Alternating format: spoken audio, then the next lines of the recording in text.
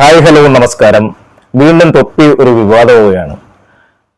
ഈ അടുത്ത കാലത്ത് ഡിപ്രഷനിലേക്ക് പോയിട്ട് തൊപ്പി ഇനി പഴയ ക്യാരക്ടറിലേക്ക് ഇല്ല എന്നൊക്കെ പറഞ്ഞുകൊണ്ട് തൊപ്പി പോവുകയൊക്കെ ഉണ്ടായിരുന്നു. അതിനു മുമ്പ് കുറച്ച് സംഭവങ്ങൾ ഉണ്ടായിട്ടുണ്ടായിരുന്നു. ആക്ച്വലി തൊപ്പി ആരോടും പറഞ്ഞില്ല, അല്ലെങ്കിൽ തൻ്റെ ഫാൻസിനെ അറിയിച്ചില്ല എന്ന് തന്നെ പറയേണ്ടി വരും.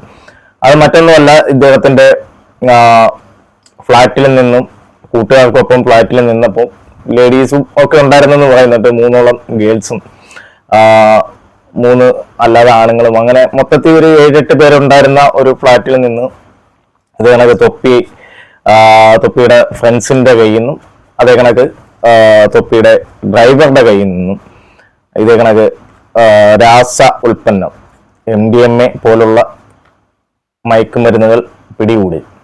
അപ്പൊ അങ്ങനെ പിടികൂടിയതിനു ശേഷം ഒരുപാട് പേര് തൊപ്പിയെ ന്യായീകരിച്ചും വന്നിട്ടുണ്ട്, ഒരുപാട് പേര് ഭയങ്കര മോശമായിട്ട് പറഞ്ഞുകൊണ്ടും വന്നിട്ടുണ്ട്. അപ്പൊ ഇതിന്റെ ഒരു വിലയിരുത്തലിന് മുമ്പ് എന്താണ് ഒരു വാർത്ത വന്നതെന്ന് ആദ്യം നമുക്കതൊന്ന് കാണാം.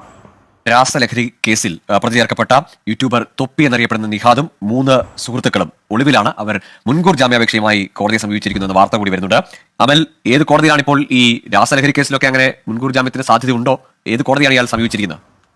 ഗോകുൽ, കേരളത്തിൽ ഒന്നാകെ വളരെ ചലനങ്ങൾ സൃഷ്ടിച്ച, അല്ലെങ്കിൽ കേരളത്തിന്റെ സോഷ്യൽ മീഡിയയിൽ ആകെ താരമായി നിൽക്കുന്ന ഒരു യൂട്യൂബറാണ് തൊപ്പി എന്ന് പറയുന്നത്. തൊപ്പിയുടെ ചുറ്റിപ്പറ്റി വിവാദങ്ങളും ഒട്ടും കുറവല്ലായിരുന്നു. തൊപ്പിയെയും തൊപ്പിയുടെ സുഹൃത്തുക്കളും നിരവധിയായിട്ട് വിവാദങ്ങൾ ഉണ്ടാക്കിയിട്ടുണ്ട്. അതിന്റെ ഭാഗമായി ഏറ്റവും ലേറ്റസ്റ്റ് ആയി വന്നിരിക്കുന്ന ഒരു വിവാദം എന്ന് പറയുന്നത് തൊപ്പിയുടെ പാലരുവട്ടത്തുള്ള വീട്ടിൽ നിന്ന്, അല്ലെങ്കിൽ ഫ്ളാറ്റിൽ നിന്ന് രാസലഹരി കണ്ടെത്തിയിരിക്കുന്നു എന്നുള്ളതാണ്. പാലരുവട്ടം പോലീസാണ് ഈ ലഹരി കണ്ടെത്തിയിരിക്കുന്നത്. ഇതേ തുടർന്ന് തന്നെ തൊപ്പിക്കും തൊപ്പിയുടെ 3 വനിതാ സുഹൃത്തുക്കൾക്കും വേണ്ടിയിട്ടുള്ള അന്വേഷണം ഊർജിതമാക്കിയിട്ടുണ്ട്. പക്ഷേ ഇതുവരെയും തൊപ്പിയെയും തൊപ്പിയുടെ 3 വനിതാ സുഹൃത്തുക്കളെയും കണ്ടെത്താൻ സാധിച്ചിട്ടില്ല. അതേസമയം ഫ്ളാറ്റിലുണ്ടായിരുന്ന തൊപ്പിയുടെ 3 സുഹൃത്തുക്കൾക്കെതിരെ കേസെടുത്തിട്ടുണ്ട്.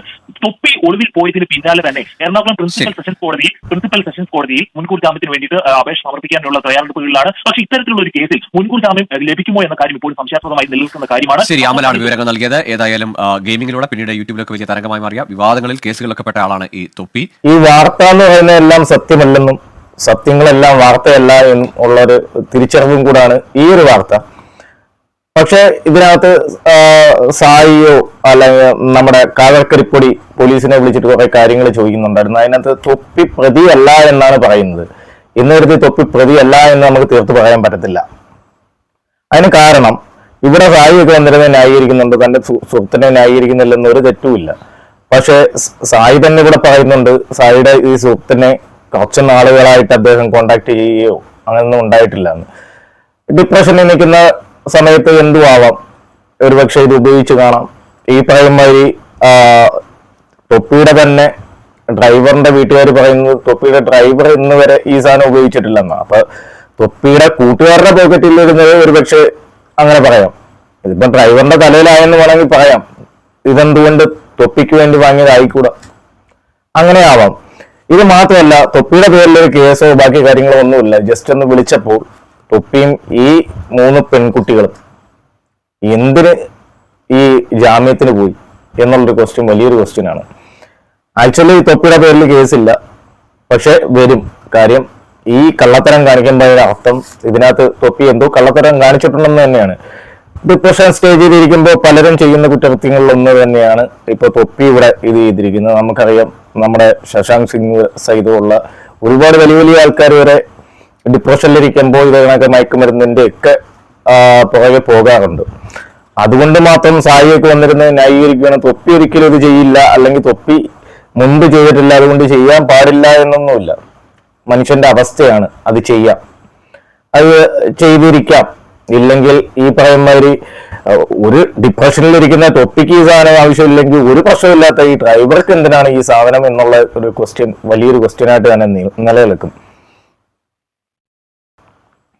ഒരു കുറ്റം ചെയ്തിട്ടില്ലെങ്കിൽ ഒരാൾ ഒളിവിൽ പോകേണ്ട ആവശ്യവും ഇല്ല, ഇതേ കണക്ക് ജാമ്യത്തെ അപേക്ഷിക്കേണ്ട ആവശ്യമില്ല. അപ്പൊ ഇതിനൊക്കെ പറയുന്നതെന്ന് പറഞ്ഞാൽ നേരത്തെ ഡ്രോമകൾ ഉണ്ടായിരുന്നു എന്നൊക്കെയാണ് പറയുന്നത്. ഡ്രോമകളൊക്കെ ഓക്കെ, പക്ഷെ വേറെ രീതിയിലും കൂടെ നമുക്ക് ചിന്തിച്ചൂടെ? ഇവിടെ തൊപ്പി ഈ സാധനം ഉപയോഗിക്കാൻ വേണ്ടി വാങ്ങി, അവൻ ഡ്രൈവർ പെട്ടു, തൊപ്പി ഈ സാധനം വാങ്ങി ഉപയോഗിക്കാൻ വേണ്ടി വാങ്ങി, ഡിപ്രഷന്റെ ഇതായിട്ട് വാങ്ങി.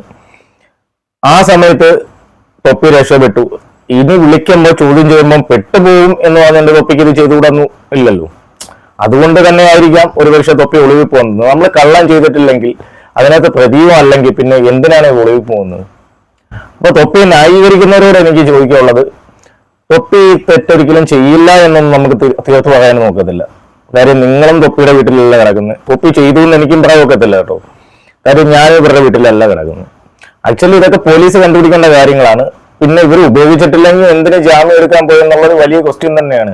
അതിന് ഡ്രോമയുടെ കാര്യമൊന്നും പറഞ്ഞിട്ട് കാര്യമൊന്നുമില്ല. ഇപ്പൊ പോലീസ് തന്നെ ആകെ ഒരു എന്താ പറയുക കൺഫ്യൂഷനിലാണ് നിൽക്കുന്നത്. ആ കരിപ്പൊടിയുടെ ഒരു സംഭവം അല്ല, ഫോൺ കോളിന്റെ ഒരു സംഭവമായിട്ട് നമുക്ക് ഇപ്പം സീക്രട്ട് ഏജന്റിന്റെ ഇതിൽ പോയാൽ കാണാം. പോലീസ് തന്നെ കൺഫ്യൂഷൻ ആയിട്ടുണ്ട് ഇവൻ ജാമ്യം എടുക്കാൻ പോയ വിഷയത്തിൽ. ഇവ എന്തിനാണ് ഈ വിളിക്കാൻ ഉള്ളത്? എന്തെങ്കിലും ഉണ്ടെങ്കിൽ നേരിട്ട് പോയിട്ട് കാര്യങ്ങൾ പറയായിരുന്നു. സോ പക്ഷെ ഒരു കൂട്ടം ആൾക്കാർ ഇപ്പോഴും പൊതിഞ്ഞു പിടിക്കുകയാണ്. പിന്നെ കുറെ പേര് ഈ അവസരം മുതലാക്കി തെറി വിളിക്കാൻ വരുന്നവരുണ്ട്. അത് തൊപ്പിയെ വിളിക്കുന്ന തെറി എന്ന് പറഞ്ഞു കഴിഞ്ഞാൽ മതപരമായിട്ടുള്ള എതിർപ്പുകൾ കാരണമാണ്. പച്ചത്തെറി, പൂമോനെ, മറ്റത് മറിച്ചത് എന്നൊക്കെ പറഞ്ഞുകൊണ്ട് കിട്ടിയ അവസരം മുതലാക്കി അങ്ങോട്ട് തെറി വിളിക്കുകയാണ്. ആക്ച്വലി തൊപ്പി ഈ പരിപാടി നിർത്തി പോയി. അതിനുശേഷം സോഷ്യൽ മീഡിയയിൽ ഒന്നും കണ്ടിട്ടില്ല. ഏകദേശം ഒരാഴ്ച കൂടുതലായി തൊപ്പി സോഷ്യൽ മീഡിയയിൽ നിന്ന് മാറി നിൽക്കുകയാണ്. ഇതൊക്കെ ഒരു കോണ്ടന്റ് ആക്കായിരുന്നു. വേണമെങ്കിൽ തൊപ്പിക്ക് ലക്ഷങ്ങൾ വ്യൂസ് കിട്ടുന്ന അല്ലെങ്കിൽ മില്യൻസ് അടിക്കാവുന്ന ഒരു വ്യൂസ് കിട്ടുന്ന ഒരു കണ്ടന്റുകളും ആയിരുന്നു. തൊപ്പിക്ക് അങ്ങനെ ചെയ്യായിരുന്നു. പക്ഷെ തൊപ്പി ഇതേ കണക്ക് ഇപ്പോഴത്തെ വീട്ടിലെ ഇഷ്യൂ ഒക്കെ കാരണം ഡിപ്രഷനിലാണെന്നുള്ള കാര്യം നമുക്ക് അറിയാം. ഇപ്പൊ പൊതുവെ എൻ്റെ യൂട്യൂബ് ചാനലിന് നമ്മുടെ കുടുംബത്തിൽ നിന്ന് വലിയ സപ്പോർട്ടൊന്നും കിട്ടത്തില്ല. പൊതുവെ എന്തിനാണ് ഇത് നിൽക്കുന്നത്, കേസാവും വഴക്കാവും. പിന്നെ എന്തെങ്കിലും ചെയ്യുന്നവർക്ക് ഈ പ്രശ്നങ്ങളൊക്കെ ഉണ്ടാവുകയെന്ന് നമുക്ക് അവർ പറഞ്ഞ് മനസ്സിലാക്കി കൊടുക്കാൻ നോക്കത്തില്ല. അവർ നമ്മളെ കെയർ ചെയ്യുന്നതുകൊണ്ടാണ് ഇങ്ങനെയുള്ള ഇഷ്യൂസ് ഉണ്ടാകുന്നത്. അതുപോലെ തന്നെയാണ് തൊപ്പിയുടെ വിഷയവും. തൊപ്പിയുടെ നിരന്തരം ഈ പള്ളിക്കാരും കമ്മിറ്റിക്കാരും ഒക്കെ അതുപോലത്തെ നാട്ടുകാർ മൊത്തം തൊപ്പി തീരെ പറഞ്ഞുകൊണ്ടിരിക്കുകയാണ്. അപ്പം വീട്ടുകാർക്ക് അക്സെപ്റ്റ് ചെയ്യാൻ വലിയ ബുദ്ധിമുട്ടായിരിക്കും. ആ ഒരു സിറ്റുവേഷനിൽ കരിയറും ഇല്ല, ഒന്നുമില്ലാതെ നിൽക്കുന്ന ഒരു സിറ്റുവേഷനിൽ ഡിപ്രഷനും സ്വാഭാവികമാണ്. തൊപ്പിയുടെ ഫീലിങ്സുകൾ ജെന്യൂനാണ്. അത് നമ്മൾ ഇല്ലാന്ന് പറയാതിരിക്കാൻ പറ്റത്തില്ല. കാര്യം ഇല്ലെങ്കിൽ ഇത്രയും വലിയൊരു സാമ്പത്തിക സ്രോതസ്സുകൾ ഉപേക്ഷിച്ചിട്ട് പോകുന്നൊന്നും ഞാൻ കരുതുന്നില്ല. കാര്യം തൊപ്പിക്ക് എങ്ങനെ പോയാലും 10-20 ലക്ഷം രൂപ മാസം വരുമാനമുള്ള ഒരു വ്യക്തിയായിരുന്നു. എന്നിട്ടും തൊപ്പി ഇത് നിർത്തിയിട്ട് പോകണമെങ്കിൽ തൊപ്പിയുടെ മാനസികാരോഗ്യത്തിന് അത്രത്തോളം ബാധിച്ചുകൊണ്ട് തന്നെയാണ്. അതുകൊണ്ട് തന്നെ ഈ കുറ്റകൃത്യം ചെയ്യില്ല എന്ന് നമുക്ക് പറയാക്കത്തില്ല. അതുകൊണ്ട് ഈ കുറ്റകൃത്യം ചെയ്യാനുള്ള സാധ്യതകൾ വളരെ കൂടുതലാണ്. അതുകൊണ്ട് സായിയൊക്കെ വന്നിരുന്ന് ന്യായീകരിക്കുന്നതിന് മുമ്പ് ഇയാൾ കുറ്റം ചെയ്തിട്ടുണ്ടെങ്കിൽ പോലീസ് കണ്ടുപിടിക്കട്ടെ, ശിക്ഷ കിട്ടട്ടെ. അല്ലാതെ ന്യായീകരിച്ചിരുന്നു അയാൾ എന്റെ ഫ്രണ്ടായിരുന്നു, അത് നേരത്തെ ഉപയോഗിച്ചിരുന്നില്ല, അതുകൊണ്ട് ഈ ഡ്രൈവർ നേരത്തെ ഉപയോഗിച്ചിരുന്നില്ല, ഈ സാധനം ഉപയോഗിച്ചിരുന്നില്ല എന്നാണ് അദ്ദേഹത്തിന്റെ കുടുംബം പറയുന്നത്. അപ്പോൾ ഒരു സുപ്രഭാതത്തിൽ ഒരു ഡിപ്രഷനും ഇല്ല, ഒരു പ്രശ്നമില്ലാത്ത ഒരാൾ ഒരു ഡ്രൈവർ വന്ന് വാങ്ങിച്ചു ഉപയോഗിച്ചു എന്ന് പറയുന്നതിൽ ലോജിക്കൊന്നുമില്ല. അപ്പൊ ഇതും കൂടെ ശ്രദ്ധിക്കുക. സായിയെ പോലുള്ള ആൾക്കാർ വലിയ മഹാന്മാരൊക്കെ ആണെന്ന് പറഞ്ഞുകൊണ്ട് വന്നിരിക്കുന്നില്ലേ, ഇതേപോലുള്ള കാര്യങ്ങളും കൂടെ ശ്രദ്ധിക്കുക. തൊപ്പിക്ക് ചെയ്യാനും സാധ്യതയുണ്ട്. തൊപ്പി തന്നെ ആവാം ഇത് ചെയ്തത്, വാങ്ങിയത്. ഇപ്പൊ പോലീസിനെ കണ്ട് പേടിക്കുന്നത് അതുകൊണ്ടാവാം. സോ ഇതിനെപ്പറ്റി നിങ്ങളുടെ അഭിപ്രായങ്ങൾ നിങ്ങൾ കമന്റ് ബോക്സിൽ രേഖപ്പെടുത്തുക. Thank you all, thank you for watching. By.